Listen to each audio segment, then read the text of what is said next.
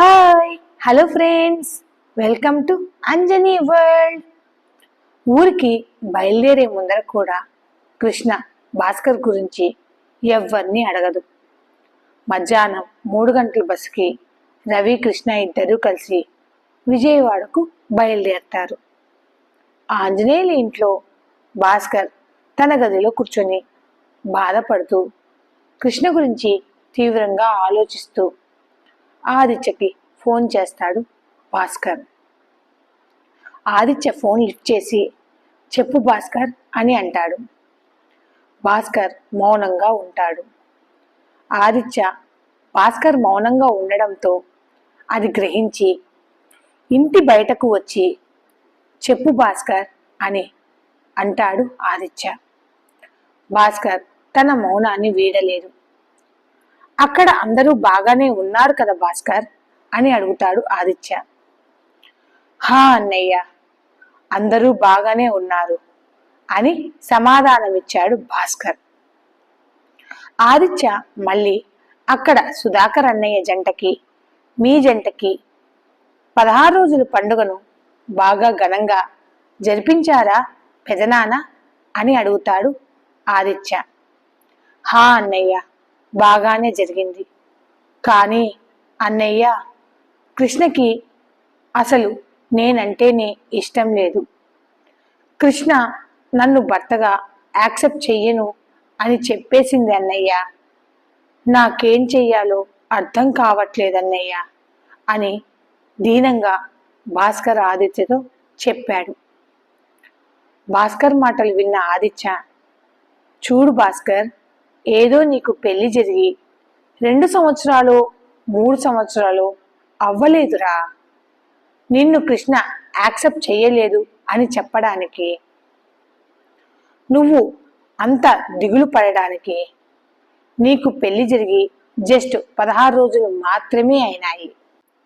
మరో విషయం, అరేంజ్డ్ మ్యారేజ్లో పెళ్లి చేసుకోగానే ఏ భార్య భర్తని వెంటనే యాక్సెప్ట్ చెయ్యదురా.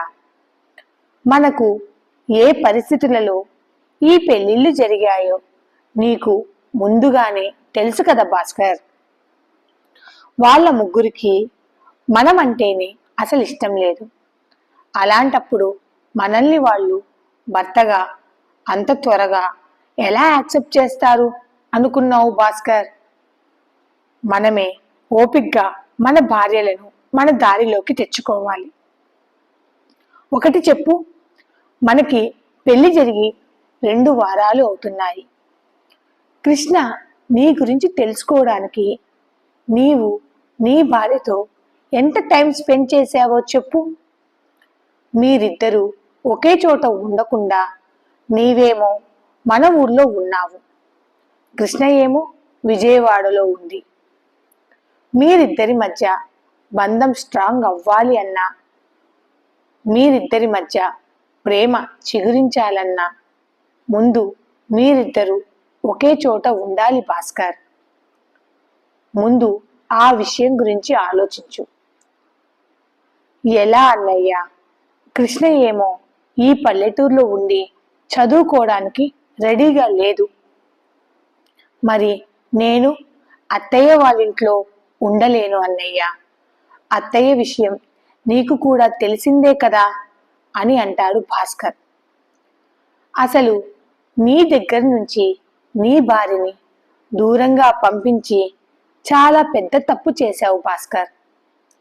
అలా కృష్ణని విజయవాడకు పంపించకుండా నీ దగ్గరే ఉంచుకొని కృష్ణని బాగా చదివించవలసినది. జరిగిందేదో జరిగిపోయింది.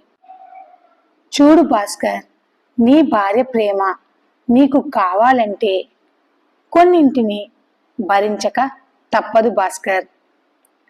ఆదిత్య 2 నిమిషాలు ఆలోచించి భాస్కర్తో, కృష్ణకి చదువు ఒక 6 నెలలు మాత్రమే ఉంది కదా.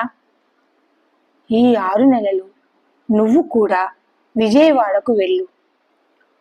కృష్ణ చదివే కాలేజీలోనే ప్రిన్సిపల్, హెచ్ఓడి వీళ్ళిద్దరూ నాకు తెలుసు భాస్కర్. నీకు ఆ కాలేజీలో లెక్చరర్గా నేను నీకు జాబ్ ఇప్పిస్తాను శని ఆదివారాలు మాత్రం అత్తయ్య వాళ్ళింట్లో ఉండు. మావయ్యతో నేను మాట్లాడతాను. ఇక తప్పదు.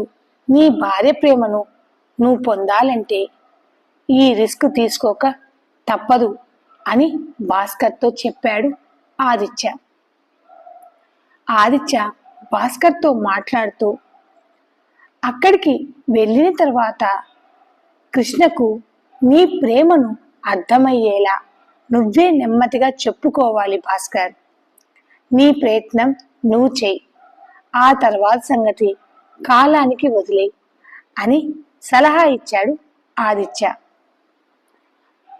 భాస్కర్ ఆదిత్యతో అన్నయ్య ఇదంతా వర్కౌట్ అవుతుందా అంటావా అని అడుగుతాడు భాస్కర్.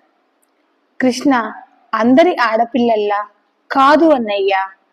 కృష్ణకి వేషాలు ఎక్కువ, బయట ఒకటి మాట్లాడుతుంది, తన మనసులో మరొకటి ఆలోచిస్తుంది. ఆదిత్య భాస్కర్ మాటలకి నవ్వుతూ మరి ఆ వేషాలు పడే అమ్మాయినే కదా గత 9 ఏళ్లుగా తమరు ప్రేమిస్తున్నది అని అంటాడు ఆదిత్య. భాస్కర్ మౌనంగా ఉంటాడు.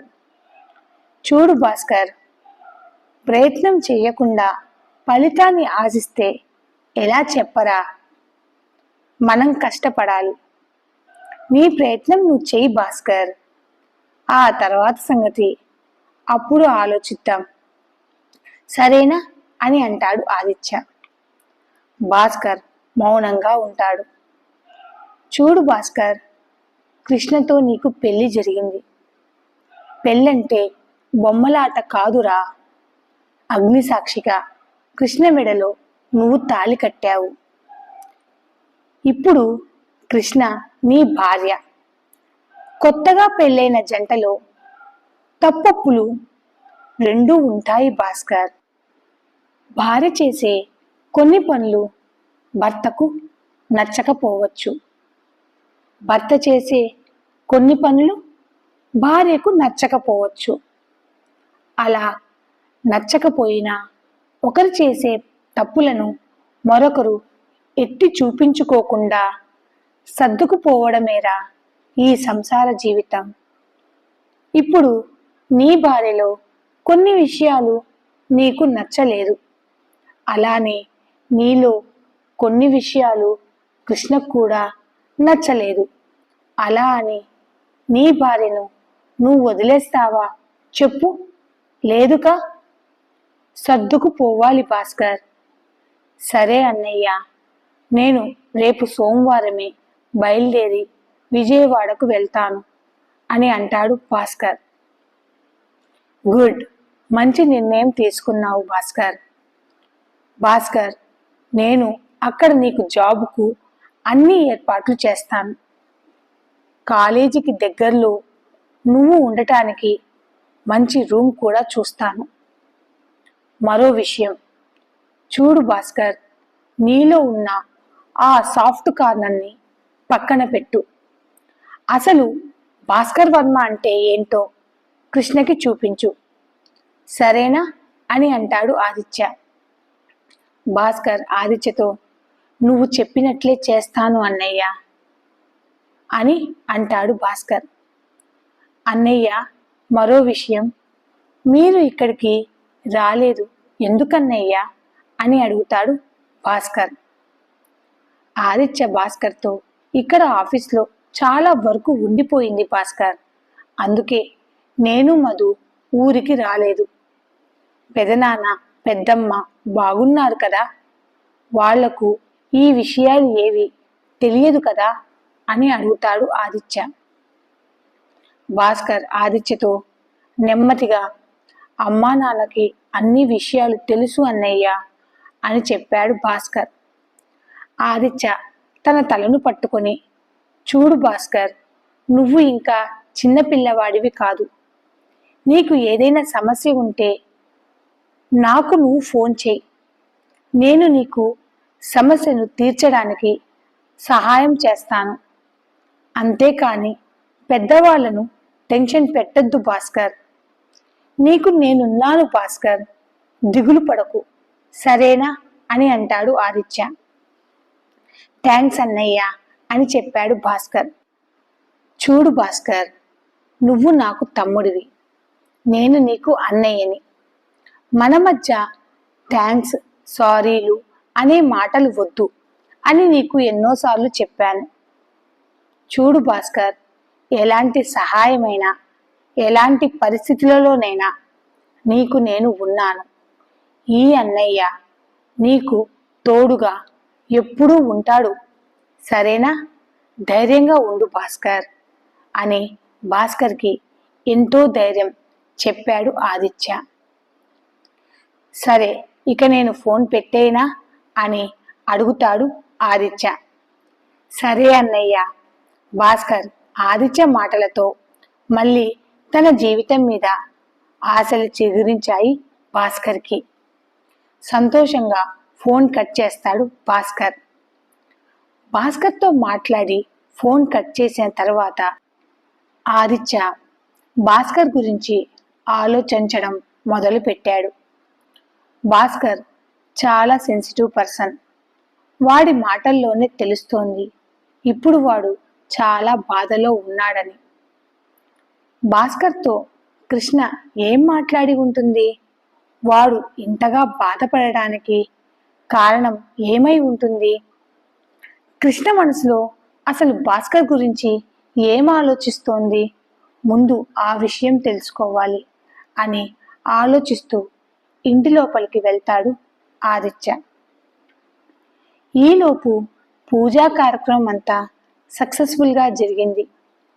ఇంటిని మొత్తం సర్దడంలో విక్రమ్, విజయ్ ఇద్దరు మధుకి హెల్ప్ చేస్తున్నారు. ఇంటిని నీట్గా శుభ్రం చేసి విజయ్, విక్రమ్తో మధు నవ్వుతూ ముచ్చట్లు చెబుతోంది. మధు నవ్వుతూ విజయ్ వైపు చూసి, అన్నయ్య మీరు ఎంతమంది అని విజయ్ని అడుగుతుంది మధు. విజయ్ మధు వైపు చూసి, మాది కూడా విజయవాడనే మధు అని చెప్పాడు. అవునా అన్నయ్య, మరి విజయవాడలో మీరు ఎక్కడ ఉండేవాళ్ళు అని అడుగుతుంది మధు. మేము 1 టౌన్లో ఉండేవాళ్ళమమ్మా. నా చదువంతా గుంటూరులో హాస్టల్లో ఉండి నేను చదువుకున్నాను. మా నాన్న ఒక ప్రైవేట్ కంపెనీలో ఒక చిన్న ఉద్యోగి. మా అమ్మ కూడా ఒక ప్రైవేట్ స్కూల్లో టీచర్గా పనిచేస్తుండేది. మా అమ్మకి మా నాన్నకి నేను మా చెల్లెలు ఇద్దరమే సంతానం. మా అమ్మ మా నాన్న నన్ను మా చెల్లెల్ని చదివించడానికి చాలా కష్టపడ్డారు. నాతో పాటు మా చెల్లెల్ని కూడా బాగా చదివించారు మా అమ్మ మా నాన్న. మా చెల్లెలు పేరు సునీత. చాలా అందంగా ఉంటుంది, చాలా బాగా చదువుతుంది కూడా. మా నాన్నకి మా చెల్లెలంటే ప్రాణం. మేము పెద్దగా ఆస్తిపరులం కాదు. అలా మాకు ఆస్తి లేకపోయినా మా అమ్మ మా నాన్న మా ఇద్దరిని బాగా చూసుకునేవాళ్ళు. నేను చదివిన కాలేజీలోనే మా చెల్లెల్ని కూడా చదివించారు మా నాన్నగారు అని చెప్పాడు విజయ్. మధు విజయ్తో, సునీత చాలా అదృష్టవంతురాలన్నయ్య. మీలాంటి కుటుంబం, మీలాంటి అన్నయ్య సునీతకు ఉన్నందుకు అని అంటుంది. ఇప్పుడు సునీత ఎక్కడ ఉంది అన్నయ్య అని అడుగుతుంది మధు. విజయ్ మౌనంగా ఉంటాడు. విక్రమ్ విజయ్ భుజం మీద చెయ్యి వేసి, విక్రమ్ మధుతో మాట్లాడుతూ, సునీత ఈ లోకంలోనే లేదమ్మా అని చెప్పాడు విక్రమ్. మధు 1 నిమిషం విజయ్ వైపు చూసింది. విక్రమ్ కోపంగా ఒక దుర్మార్గుడి మాయ మాటలు విని తన జీవితాన్ని నాశనం చేసుకుంది సునీత. చివరికి తన ప్రాణాల్ని పోగొట్టుకుంది మధు అని విక్రమ్ చాలా బాధగా చెప్పాడు. విజయ్కి అప్పటికే తన కళ్ళల్లో కన్నీళ్లు చేరాయి.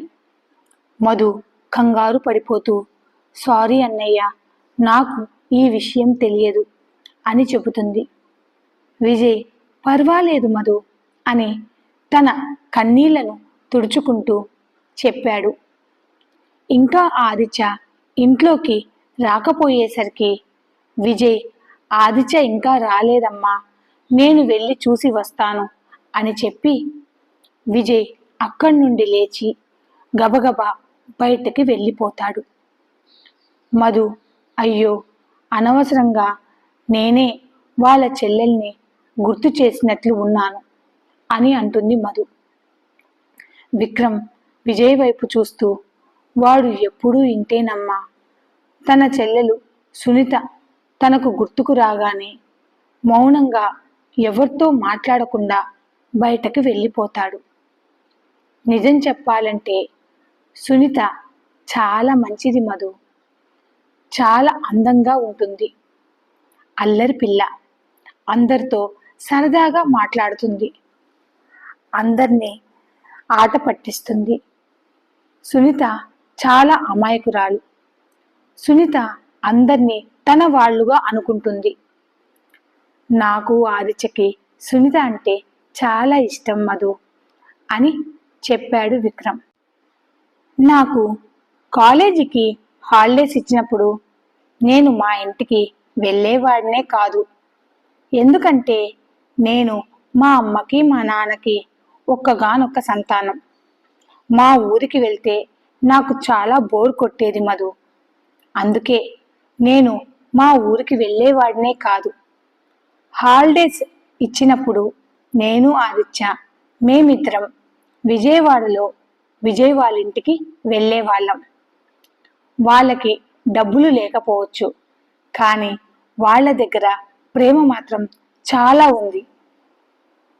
ఉన్నంతలోనే మమ్మల్ని బాగా చూసుకునేవాళ్ళు విజయ్ వాళ్ళ పేరెంట్స్. సునీత అయితే నేను ఆదిత్య ఇంటికి వెళ్ళినప్పటి నుంచి మళ్ళీ మా కాలేజ్ ఓపెన్ చేసి మేము మా కాలేజీకి వెళ్ళేంత వరకు మా చుట్టూనే తిరుగుతూ అల్లరి చేస్తూ మమ్మల్ని ఆట పట్టిస్తూ మా చుట్టే తిరిగేది అని విక్రమ్ మధుతో చెప్పాడు. అదేంటి బావ సెలవులకి వాళ్ళ ఊరు వెళ్ళేవాడు కాదా అని అమాయకంగా అడుగుతుంది మధు. విక్రమ్ మధు వైపు చూసి, నువ్వు తెలిసి అడుగుతున్నావా తెలియక అడుగుతున్నావా అని అడుగుతాడు విక్రమ్. మధు విక్రమ్ వైపు చూసి అయోమయంగా, ఏ విషయం అన్నయ్యా అని అడుగుతుంది మధు. ఆదిత్య గురించి అని విక్రమ్ అంటాడు. నువ్వు చెప్తేనే కదా అన్నయ్య ఆ విషయం గురించి నాకు తెలుసో తెలియదో నేను చెప్పేది అని అంటుంది మధు. ఈ స్టోరీ అప్డేట్ కనుక మీకు నచ్చితే please like, share and subscribe. Thanks for watching.